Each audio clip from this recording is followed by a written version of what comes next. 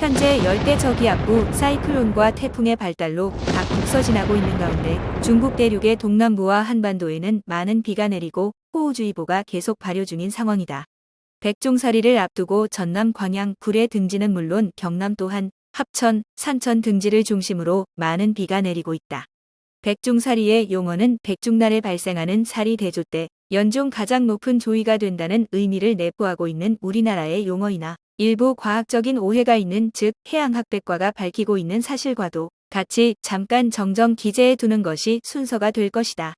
백중날은 음력 7월 15일 보름으로 달의 기조력과 태양의 기조력이 중첩되어 이론적으로 사리가 일어나는 것이 설명되고 과거 기록의 분석 또한 백중날 즈음에 우리나라 서해안에서 해일이 잦았던 것도 사실로 확인이 된다.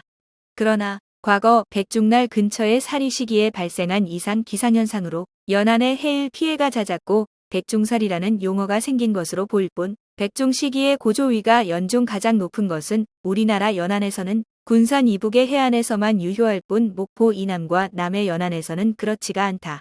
바닷물이 범람하는 해일의 피해는 해수면이 높아지는 대조 기간의 고조 시간에 발생 가능성이 높고 보통의 경우 해안의 해수의 범람을 막기 위한 제방을 쌓기 때문으로 조석으로 해수면이 높아지는 이유만으로는 범람이 발생하지는 않는다.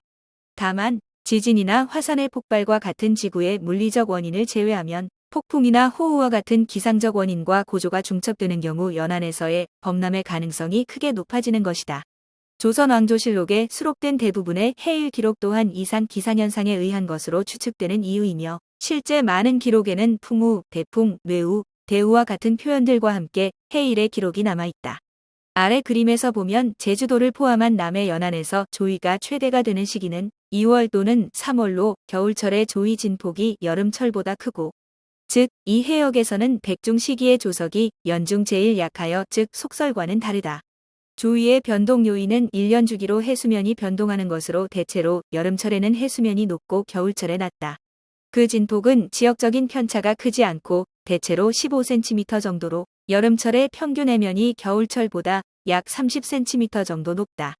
해양의 조석 분석에서는 월 평균 해면과 조석 진폭의 계절 변화를 각각 개별의 분조로 포함하여 분석하는데 그러나 이 분조들은 천체 운동에 의한 기조력만으로는 설명되지가 않기 때문에 천문 분조와 구분하여 기상 분조라 부르기도 한다.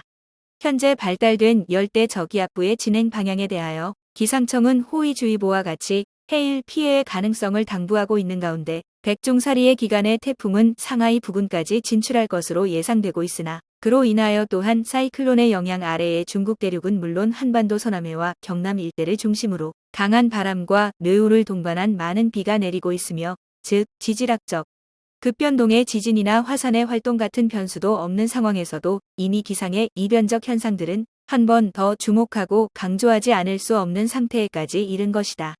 세계의 공장 굴뚝으로도 떠오르게 된 황허의 중국 대륙의 많은 부분을 통치하고 있는 현재 중화인민공화국이 곡창지대로 삼고 있는 지역들을 중심으로 특히 많은 비가 내리고 있는 현상은 매년 온대를 넘어 온난화의 극지화의 기록 갱신을 목표로 삼은 것처럼 보이던 현상들의 일상화의 진행과도 같이 더는 적정 기후의 곡창지대가 아닌 매년 홍수 피해의 재난지역으로 변질될 수도 있는 진행 상황에 대하여 각 이익 계산의 연산간만이 아닌 세계사적 또 다른 큰 청사진의 현실화의 시기가 점점 더 현실화되어야만 된다는 경고와 같이 편서풍의 세기를 누차 강조하지 않을 수 없는 것이다. 8월 30일 현재 위성사진을 아래 추가로 첨부합니다. 기자의 예상대로 쌍으로 영향을 미친 사이클론 및 이변 기상으로 45도까지 오르내리던 사막가지를 품은 중국 대륙의 영향 아래 편서풍 끌리마 지역의 태풍은 북서진, 서북서진 하던 방향을 조금씩 더 틀어 백중사리를 앞두고 한반도에 영향을 미칠 가능성이 더 커졌습니다. 관련 기사로 끌리마의 뜨거워지는 바다 등 포토의 기사들과 미디메인의 백두대간을 넘은 최초의 태풍 혹은 롱폭풍 카눈의 비밀 등의 기사 또한 반드시 참고하시기를 바랍니다. 미디일보는 특히 인류로 인하여 지구의 대기권 내로 급변하고 있는 모든 이상 편의 및 그로 인한 현상의 고착과 변이적 일로화의 진행, 이변의 일상화 현상들에 대하여 간과하지 않고 주위의 메시지와 연구의 메모로 경고해 왔었듯 예의주시하며 지속적으로 지구의 앞날에 대하여 공존을 위한 그 대응과 해결의 방법들에 대하여 멈추지 않고 각고를 첨해 나갈 것을 다짐하고 또 당부합니다. 이상 위기 단독 기사의 듣기 및 읽기 훈련을 위한 AI 더빙이었습니다. 인간적 차원의 설득력을 좀 더 보충하기 위한 듣기 차원의 녹음 작업도 추가로 실행해 볼 예정으로 이후 대조하여 들어보시기를 추천합니다.